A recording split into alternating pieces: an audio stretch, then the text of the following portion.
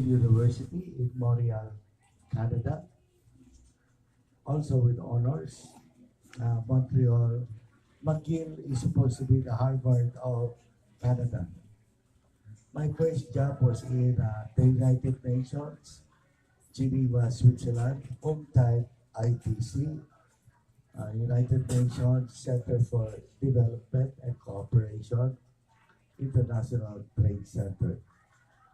And thereafter, I went to work at the office of the president because a colleague of mine in Geneva, representative of the Philippine government, wrote a book about and dedicated the book to me. And the book was named Bayan Bayanan, a make-believe hero. Parang sinasabi niya na I was a make-believe hero if I did not go back to the Philippines. So I went back to the Philippines. I worked in the office of the president after the EDSA revolution and so on and so forth. No, I became the currency trader of the year I won the Deutsche Bank award. There are 2 books written about me. Solid National Bookstore. Medyo may pagkamahalan lang, 5,000. Yung isa po, Modern Day Filipino Heroes, amongst which is Manny Pacquiao and Fidel V. Ramos. Another one is 327 years of Philippine-British relationship. There are 11 Filipinos cited, amongst which I joined the group of J.P. Rizal. Yun po ang highlights ng life ko. I was a business partner of Pen, a badge. That's a 300-year firm, Eiffel Tower. And before that, I worked with Her Majesty's government in one of her quasi-corporations, maybe group of companies for 17 years as Asia Pacific Director. And more or less, nakalimutan ko na yung mga iba kong nagawa. So, yun po, I'm open to any questions.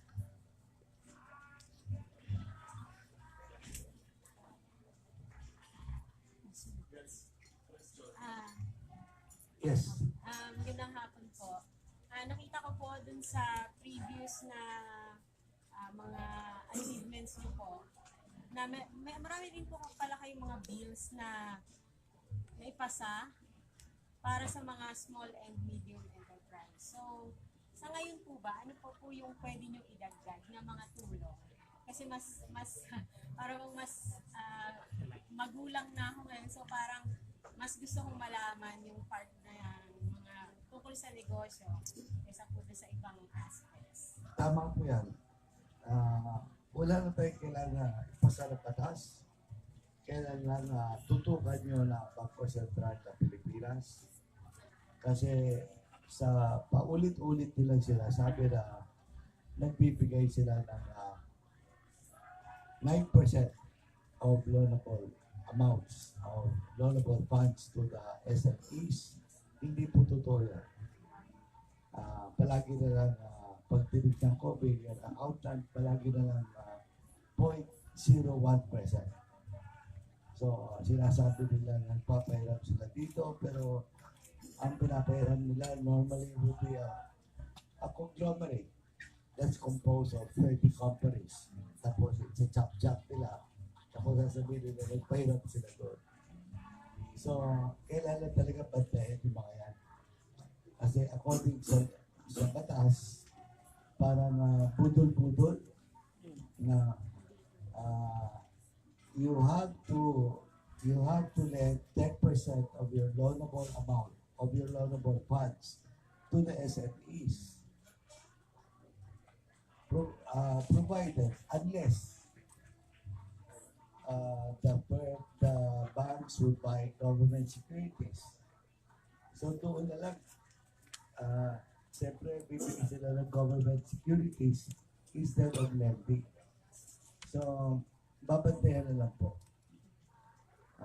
Yun lang dapat makulit ka lang bantay sa PSP. And all, and pagbalik ko po, gusto ko sana humingi sa kanila ng semi-annual report. Ang ginagawa po nila, 2-year report sa amin. So dapat papasa siguro ng pinulit joint resolution na gawin natin semi-annual report. Maganda po yan. Kasi I started as an entrepreneur. Mahirap talaga akong buta. Noong college ako,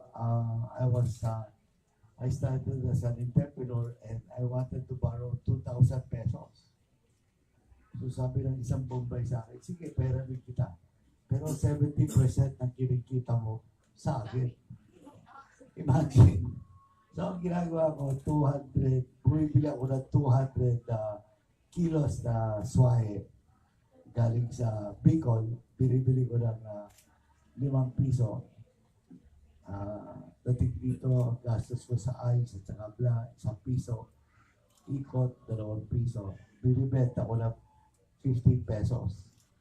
So, kumikita ko ng at that time when the dollar was 4:1, I was making about 2,000 pesos per day. So, nahirap talaga umutang. Wala na sa Haresco. Tapos hanggang sa mabayaran ko yung 70%. So, manturugas talaga yung mga money lenders as Shakespeare would say. Yes, please. Hi, sir. So, just want to ask po kasi diba you discussed about last week about the cable car project. Ano po yung development na po niya? We are waiting for an investor to manage the cable car. And that's a very good question. The cable car is supposed to be priced at 3 times the bangka. So that the 600 boatmen do not lose their jobs. And that would enhance or raise Boracay, the new Boracay, to a level that's global because that has zero carbon. And it will also encourage electric buses from the airport to the cable car to Boracay. And meron pong isang Taipan, hindi ko lang po sasabihin ang pangalan niya, bumili siya ng 430 hectares sa mainland and he wants to connect his property to Boracay through a bridge.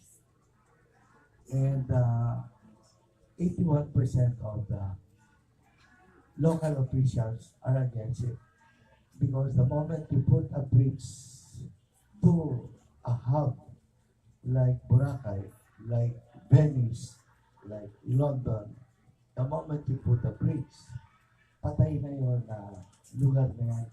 Sa London at saka Paris or Venice, they don't allow bridges anymore. They only allow pedestrian walks. So, no more bridges, new bridges for the past 30 years to connect globally famous cities like London, Venice, or Paris. So, dapat po ayun po pinag-iisipan ng mga leaders natin na just because yung Taipan na yan malakas o magaling ay papatayin niya na lang yung Boracay. Hindi imagine Boracay, ang liit-liit na ng daan, lalagyan mo ng tractor trailer. Ha? Hindi mo ma-imagine, ano? Hindi ka magkasi yung dalawang taxi cab sa daan. So, right now, even without the bridge, there are dump trucks that fill up the whole road. So the paradise effect of Boracay will be lost if suddenly it's urbanized.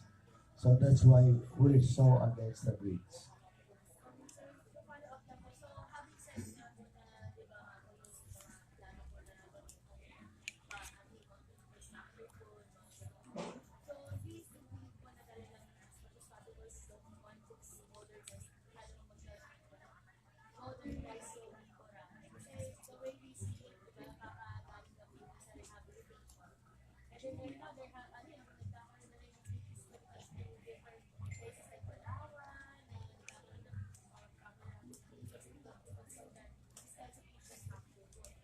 So, if this, ano po, makaapektuhan po ba yung kabuhayan po ng mga taga-Aklan? You have other projects na nakalaan din. That's a good question. Are there any option areas to develop? The definition of urbanized, the thematic peg of Boracay is a global beach resort. So if you urbanize a beach, then it's not a beach resort anymore. Di ba? So all we were asking when we closed Boracay, all we were asking the billionaires was to put a treatment plant under their hotels. Treatment plant lang. Yung ginagawa nila dito sa Metro Manila, hindi sila pwedeng magtayo ng hotel sa Quezon City or Marikina or Makati pag wala silang binigay sa engineering office na treatment plant. The vertical ones that Ayala or SM will put in their malls. That's all we were asking. But even Ayala did not put up the treatment plant that they promised to put up. A 2,000-bed hotel did not put a treatment plant that cost only 5 million pesos. And this hotel was making 30 million a month. So I asked him, pare maglagay ka naman ng treatment plant sa hotel mo. Ang sagot sa akin, alam mo, Ted, meron ako 2,000 butantes. I asked the owner of DCRH, pwede ka ba maglagay ng treatment plant sa 300 mo na outlets? Ang sagot sa akin ng emisaryo, gusto mo ba araw-arawin ka namin sa media? So, mabuti talaga, meron tayong isang presidente katulad ni Tigo. Hindi natatakot sa mga taypan na yan. So, the urbanization is good everywhere. No? You urbanize varies to what extent. You urbanize, maybe you urbanize the sanitary systems. You urbanize the medical delivery systems. You urbanize